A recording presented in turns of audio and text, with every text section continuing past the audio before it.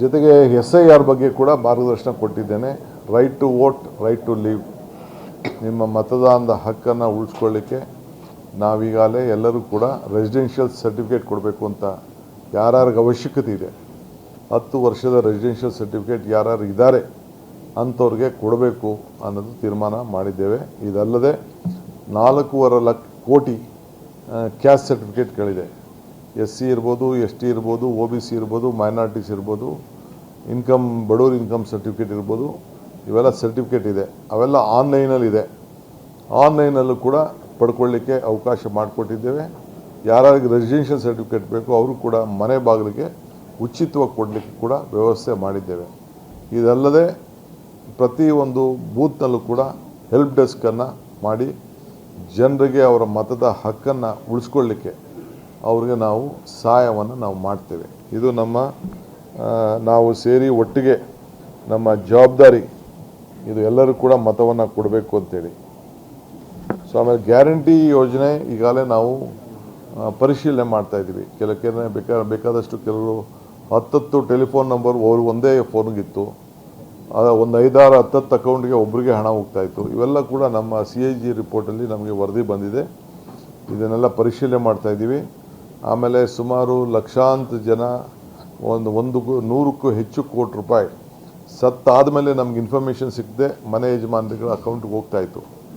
ಅದು ಕೂಡ ಮಾಹಿತಿ ಬಂದಿದೆ. ಅದನ್ನು ಕೂಡ ತಡೆಗಟ್ಟಲಿಕ್ಕೆ ಮತ್ತೆ ಅದನ್ನು ಹೊಸದಾಗಿ ಅವರ ಮಾಹಿತಿಯನ್ನು ಒದಗಿಸ್ಕೊಡ್ಬೇಕು. ನೋ ಯುವರ್ ಕಸ್ಟಮರ್ ಅಂಥೇಳಿ ಯಾರಿಗೆ ಅದನ್ನು ಕೊಡ್ತಾಯಿದ್ದೀವಿ. ಹೊಸ ಭಾವಚಿತ್ರವನ್ನು ಪಡ್ಕೊಳ್ಳಿಕ್ಕೆ ವಿದ್ಯುತ್ ಶಕ್ತಿ ವಿಚಾರದಲ್ಲಿ ಯಾರು ಕೊಡ್ತಾಯಿದ್ದೀವಿ ಅವರಿಗೆ ಮತದಾನದ ಹಕ್ಕು ಇರೋದನ್ನ ಫಸ್ಟು ಮಾಹಿತಿಯನ್ನು ಪಡ್ಕೊಳ್ಳಿಕ್ಕೆ ಈಗಾಗಲೇ 2 ಗೃಹಜ್ಯೋತಿ, ಗೃಹಲಕ್ಷ್ಮಿ 2 ಕಡೆಗೂ ಹೊಸದಾಗಿ ನೀವು ಒಂದು ಅರ್ಜಿಯನ್ನು ನಿಮ್ಮ ರಿನ್ಯೂ ಮಾಡಿಕೊಳ್ಳಿಕ್ಕೆ ತಾವು ಕೊಡಬೇಕು. ಬಟ್ ಯಾವ ಕಾರಣಕ್ಕೂ ನಾವು ಯಾವ ಯೋಜನೆಯನ್ನು ನಿಲ್ಲಿಸೋದಿಲ್ಲ. ಎಲ್ಲ ಅರ್ಹ ಫಲಾನುಭವಿಗಳಿಗೆ ಇದನ್ನು ಕೊಡಲಿಕ್ಕೆ ನಾವು ಕ್ರಮವನ್ನು ಕೈಗೊಳ್ತಾ ಇದ್ವಿ.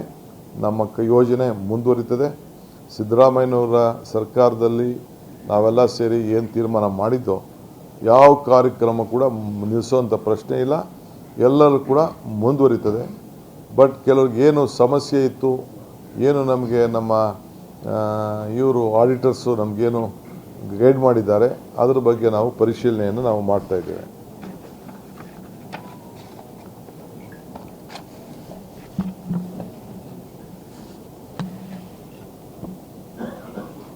ಆಮೇಲೆ ನಮ್ಮ ಶಾಸಕರುಗಳ ಇನ್ಶೂರೆನ್ಸು ರೈತರಿಗೆ ಭಾಳ ಫ್ರಾಡ್ ಆಗ್ತಾಯಿದೆ ಅಂತ ತಿಳಿಸಿದ್ದಾರೆ.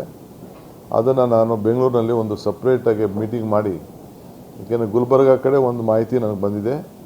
ಇಲ್ಲೂ ಕೂಡ ನಾನು ನೆಕ್ಸ್ಟ್ ಬೆಂಗಳೂರಿನಲ್ಲಿ ಇನ್ಶೂರೆನ್ಸ್ ಬಗ್ಗೆ ರೈತರಿಗೆ ಎಷ್ಟು ಹಣ ಕಟ್ತಾ ಇದ್ದಾರೆ, ಏನು ಅವ್ರಿಗೆ ಸಿಗ್ತಾ ಇದೆಯಾ ಇಲ್ಲ, ಏನು ಎತ್ತ ದಳ್ಳಾಳಿಗಳ ದಂಧೆ ನಡೀತಾ ಇದೆ ಅನ್ನೋದು ಕೂಡ ನನ್ನ ಗಮನಕ್ಕೆ ಕೆಲವು ಶಾಸಕರೆಲ್ಲ ತಿಳಿಸಿದ್ದಾರೆ.